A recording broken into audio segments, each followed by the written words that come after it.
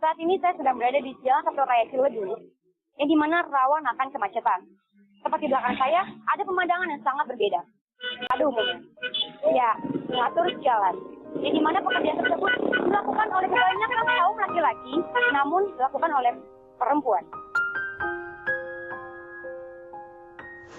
Panggil saja ia Dinda. Di sela waktunya, mengatur kemacetan di Jalan Sektor Raya Ciledug, mengumpulkan kepingan koin dari pengendara, tidak membuat ia menyerah dan tetap penuh dengan rasa syukur. Mulanya semenjak saya kelas dari 4 SD, itu pertama saya parkir di seberang, pagi sekolah, siangnya baru parkir. Kadang kalau misalkan SMP, saya paginya parkir, baru siangnya sekolah. Kadang kebalik. Kalau SMA, saya parkir dulu baru sekolah. Kenapa aku mesti milih pekerjaan ini? Nah, pekerjaan ini yang terutama halal ya. Yang kedua, aku mau nyari kerja. Masih bukannya nggak mau, susah. Karena mesti buka pundung itu yang aku nggak siap.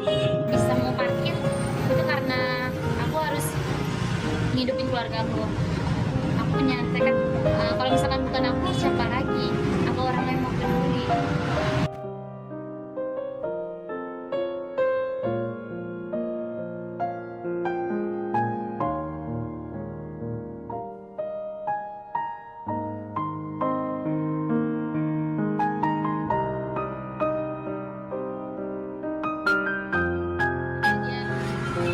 Kalau parkir itu dari pengalaman parkir itu berapa kali ya, hampir sering ya, aku tuh ditabrak sama angkot itu depannya besi ya, itu dia dari jauh dia berhenti, itu sudah sampai dekat, aku disini didorong gitu, jadi sampai kaki tuh ngomar, sampai jatuh balik, itu tuh mendingnya ditolongin tapi jadi pinggang. Kalau buat kompor sih ya enggak sih, karena ini profesi ya, ada resiko dari kita parkir ya. Karena lagi kalau misalkan udah ketabrak ya mau diapain lagi. Kapok sih enggak, alhamdulillah. Penghasilanku setiap harinya minimal ada yang 12.000, ada yang 9.000, atau kemarin juga 9.000. Alhamdulillah ada yang orang ngasih makan, ada orang yang ngasih minum, baju, pakaian, alhamdulillah. Ada juga sih yang ngasih uang di selain parkir itu. Alhamdulillah buat nambahin anak sekolah lah, buat makan juga.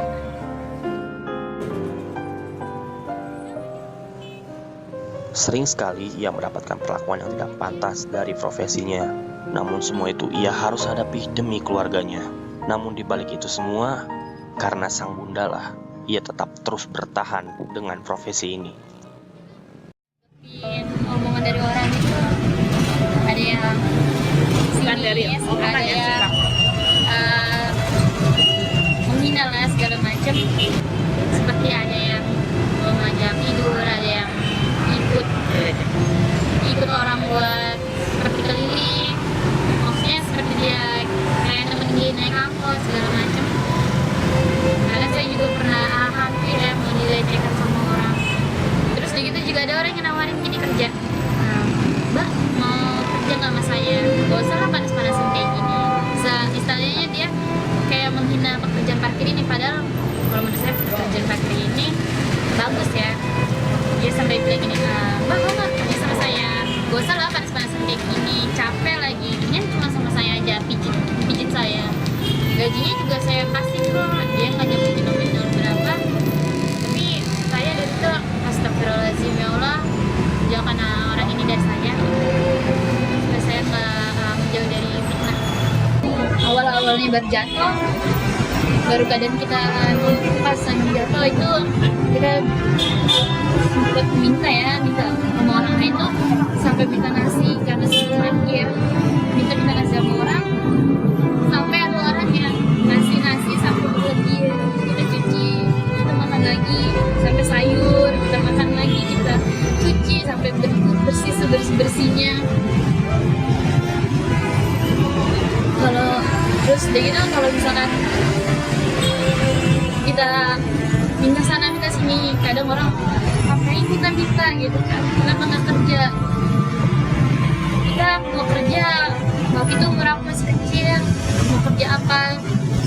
parkir aku kerja di jualan koran, koran keliling ke perapatan, keliling. Terus yang kedua aku SMP, aku kerja di kantong plastik, jualan di pasar, ngangkat-ngangkat barang. Sampai sekarang pas aku ngeliat abangku parkir, baru sekarang aku yang ikut parkir, bantu keluarga dari aku kecil sampai sekarang. Alhamdulillah kehidupan keluarga berjalan dengan sampai sekarang. Dan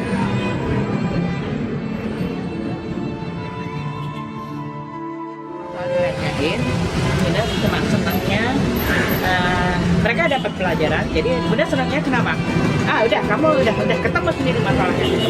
Jadi kamu bagaimana caranya menyikapinya? Tinggal Bunda melengkapi menasehatinya aja. Jadi Bunda marah sebenarnya, tapi Bunda nggak kelihatan sedih. Tapi saat penting sebagai seorang ibu, Bunda akan maju dulu. Nomor 1, ibu yang maju. Apa-apa kok, Bunda juga teriak, ada apa? Dan itu seorang ibu udah membuat orang-orang yang nggak bermoral. Bahagia, kita bisa berbagi sama yang lain, kita berbahagia, kita bisa berbagi sama yang lain, kita bisa mengalami hal seperti ini. Belum tentu orang lain ngalamin hal ini loh. Jadi kita bersyukur, alhamdulillah. Jangan dikasihani kita bahagia, kita bahagia, kita.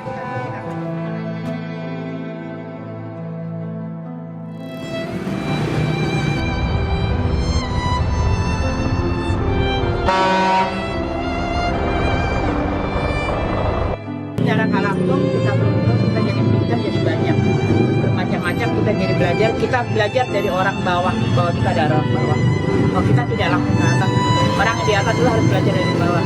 Jadi sekarang kita lihat betapa bangsa ini seperti nggak punya moral, seperti nggak punya kepribadian, ya. Padahal banyak yang baik, tetapi karena terlihat dari dunia, mereka tidak mengalami hal yang dari bawah, jadi mereka kaget. Loh, langsung memegang dunia. Bukan dia yang mengatur dunia, tetapi dia diatur dunia. Itu bahaya.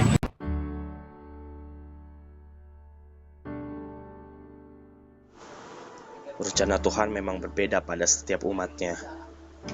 Walaupun dalam keadaan sulit, tidak membuat Dinda lupa untuk tetap membantu sesama. Keikhlasan, ketulusan, menjadikan dirinya menjadi sosok yang kuat dan menginspirasi kita semua dalam menyikapi hidup.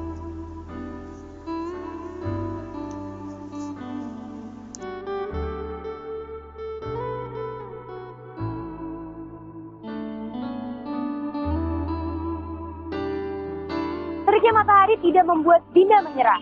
Tekad, semangat, kejujuran, disiplin, serta keberanian, itulah motivasi yang dapat kita ambil dari seorang perempuan pengatur jalan. Sektor Raya Ciledug, saya bisa Patricia bersama rekan kerja Diri. Selamat sore. cita-citaku satu lagi, aku pengen banyak bantu orang seperti ibu aku.